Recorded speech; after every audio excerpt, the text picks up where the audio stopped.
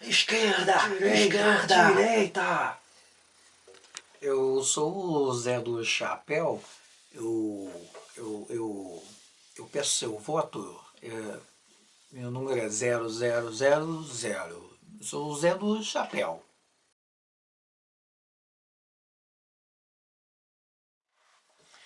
Já participei de muitas eleições. Na época da cédula, eu acho que é interessante pensar desse tempo, né? É quanta história, já trabalhei em muitas eleições e realmente a gente precisa chamar de festa da democracia para conquistar exatamente aquilo que desejamos, um país melhor, um futuro, dignidade. E sim, a gente lutou muito, pensando na história, desde a época da colonização até o presente momento, 2020. Olá, eu sou o Campista Cabral, seja bem-vindo a este canal, o Espaço da Crônica, o espaço da reflexão, o espaço do voto. Vamos votar no bom senso, vamos votar no equilíbrio, no diálogo, vamos votar nas propostas, votar na inteligência. Roda a vinheta.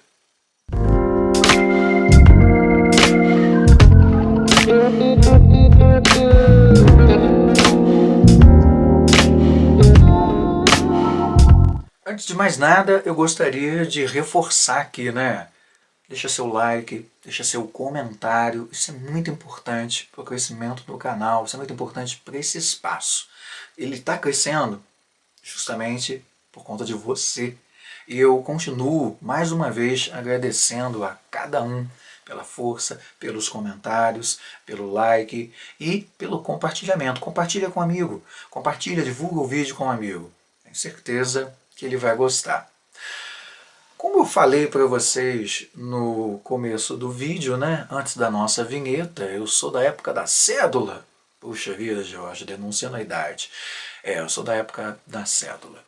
Quando a gente fala em eleição, eu acho que é legal a gente pontuar determinadas coisas e que, apesar da gente sentir tanta raiva por conta da política partidária e desses momentos, a gente sempre pensa no pior, a gente sempre pensa negativo. Mas se pensarmos que há muito tempo atrás as pessoas não tinham direito, as pessoas não tinham voz, a gente conquistou muita coisa. É preciso mudar, é preciso conquistar ainda mais. E é por isso que o nosso voto precisa ser consciente, crítico, objetivo, claro, transparente, que a gente vote em propostas, que a gente vote em ideias, em boas ideias, mas, sobretudo, que a gente vote pela vida, pela decência, pela honestidade, óbvio, e pelo bom senso. Sempre pelo bom senso. Há 2, 3 semanas atrás eu coloquei algumas enquetes no Instagram e no Facebook. Vou aparecer aqui, né, o perfil. Dá uma passadinha lá, conheça também algumas propostas, algumas coisas interessantes de literatura, principalmente textos e crônicas, também no Facebook e no Instagram, a respeito de temas ligados à nossa crônica de hoje. E, muito interessante, né? Uma das perguntas era sobre a reeleição, se as pessoas eram, né, a favor ou contra a reeleição.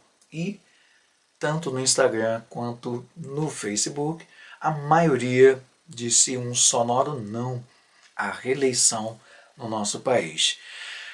Os números ficaram mais ou menos assim. No Facebook, 75% das pessoas que ali participaram acham que não, a reeleição não é um bom negócio. No Instagram, 77%. Acho que os números indicam bastante coisa. Se vocês me perguntarem se eu sou a favor ou contra, direi que também sou contra a reeleição. da forma como as coisas funcionam no nosso país, não vejo como uma alternativa, não vejo como uma solução. A gente acaba sempre promovendo ou piorando ainda mais o cenário. Então eu também sou contra a reeleição, mas não é sobre isso que nós vamos falar. Isso aqui é justamente para a gente refletir e dar importância a esse momento, né? Daqui a 2, 3 dias, para essas eleições tão importantes. Mais uma vez, valorize seu voto, valorize a história que tem por trás desse voto, dessa conquista. Eu coloquei uma outra pergunta, e também é interessante, isso já foi um plebiscito no Brasil há muito tempo, e foi interessante, né, pensar a respeito.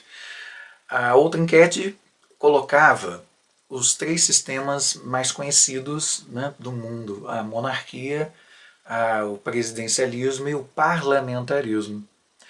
E as pessoas votaram no presidencialismo, com uma diferença pequena para o parlamentarismo. Muitas pessoas talvez nem saibam direito o que seja o parlamentarismo. Enfim, essas discussões foram postas, né, inseridas nesses espaços, justamente para promover a discussão. E quando a gente fala em política e quando fala em eleição, geralmente a gente torce o nariz, fecha a cara, fica chateado, ou em tempos de polarização, briga com o outro porque ele representa uma ideia diferente da sua. Complicado. Na verdade, pensar e discutir política faz parte da nossa vida, faz parte do dia a dia. Quando estamos em determinadas reuniões, quando discutimos algo no nosso bairro, no nosso condomínio, dentro de uma igreja, esse é o ato político. E a gente não se dá conta. O interessante é que deveríamos pensar, e sim, há uma responsabilidade muito grande, e por isso a importância. Deveríamos pensar sempre, e de forma consciente, clara, crítica, para que as coisas funcionem, para que as coisas deem certo. Mas para que isso aconteça, mais uma vez volto a algumas crônicas atrás: leitura, educação, consciência crítica. Por incrível que pareça, a história das eleições no nosso país se inicia em 1532, 1532, ainda no período colonial, quando houve a primeira eleição. Olha que legal, a primeira eleição na época da colônia, um pleito municipal, né, mais precisamente em São Vicente. Durante um longo período, até precisamente 1821, então um período aí bastante significativo, né, não havia partidos políticos e as escolhas se davam apenas em âmbito municipal. Desde cedo as fraudes eram uma constante, imaginem. Eu não vou entrar nas minúcias desse tema, primeiro porque eu não sou professor de história, professores, amigos, professores de história, um beijo para vocês. Estou dando o meu melhor aqui. E segundo porque a ideia é representar, né, apresentar, melhor dizendo, um panorama, mas de maneira bem enxuta, objetiva e bem humorada, né? Nesse processo histórico, vale dizer que muitos brasileiros só podiam votar sendo, obviamente, homem e possuidor de uma renda mínima. Pensem sobre isso. É isso mesmo que vocês ouviram. Uma parte da população era simplesmente ignorada. Outro dado importante é que menores de 21 anos, mulheres, analfabetos, mendigos, soldados rasos, indígenas, integrantes do clero estavam impedidos de votar. As mulheres só alcançaram o direito ao voto em 1932. Através do decreto 21.076 do Código Eleitoral Provisório, e isso após muita luta. E eu fico pensando, né? Uma parte considerável aí da população não tinha direito a nada. Não tinha direito. Não era vista. Por isso, quando a gente pensa no voto, e por mais duro, por mais difícil que seja pensar em momentos complicados, delicados, e muitas vezes, quando historicamente vemos que muitas coisas não avançam, a gente tende a desanimar, a gente tende a jogar a toalha, a simplesmente não fazer parte dessa festa, a festa da democracia. E eu não estou sendo irônico, a gente conquistou muito. E é preciso dar a devida importância a um momento tão singular em que você, eu, todos nós, podemos de fato escolher um representante. Eu lembro, na época da cédula, da história do macaco Tião, um macaco muito conhecido no zoológico do Rio de Janeiro. E naquele ano, era uma eleição municipal, algumas pessoas já estavam desanimadas, né, revoltadas até com o andamento. E como um voto de protesto, assinalaram naquela cédula daquele ano o seu voto ao Macaco Tião. Escreveram, né? Macaco Tião. Obviamente ele não participava do pleito. O nome não constava na cédula. E após a apuração, se o resultado fosse verdadeiro, né? Se aquilo ali fosse válido, o Macaco Tião teria ficado em terceiro lugar, com mais ou menos 400 mil votos. Gente, é muita coisa. De lá para cá, a gente vem acompanhando a indignação do eleitor, os votos de protestos, né, como Tiririca, entre outras coisas. Eu não sei, sinceramente, em que ponto vamos parar.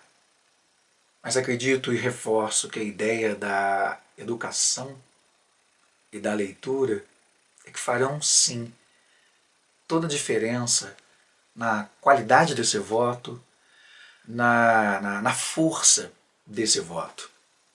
E que voto não se compra, voto não se negocia, é seu, é meu. Por isso, nessa crônica despretensiosa, como disse, não sou professor de história e não estou aqui para explicar todas as questões ligadas à eleição. Mas convido você que me assiste, você que lê as minhas crônicas, sabe muito bem quais são os meus posicionamentos em muitos dos meus textos. Leia. Conheça. Fique inteirado das coisas que estão acontecendo ao nosso redor. Compare, discuta, troque. Esse é o melhor caminho para que a gente possa escolher, sim, a melhor opção. E mesmo em situações bem delicadas, bem difíceis, ainda assim valorizarmos esse momento. Sei que é difícil e em determinadas circunstâncias a gente realmente tem um olhar mais pessimista, mais realista, mais duro. Mas enfim, daqui a 2, 3 dias há uma eleição. Vote com consciência, vote com inteligência, vote pela clareza, vote pela objetividade, pela proposta. Não vote com raiva, vote com bom senso. Até a próxima quinta com mais uma crônica. Valeu, pessoal!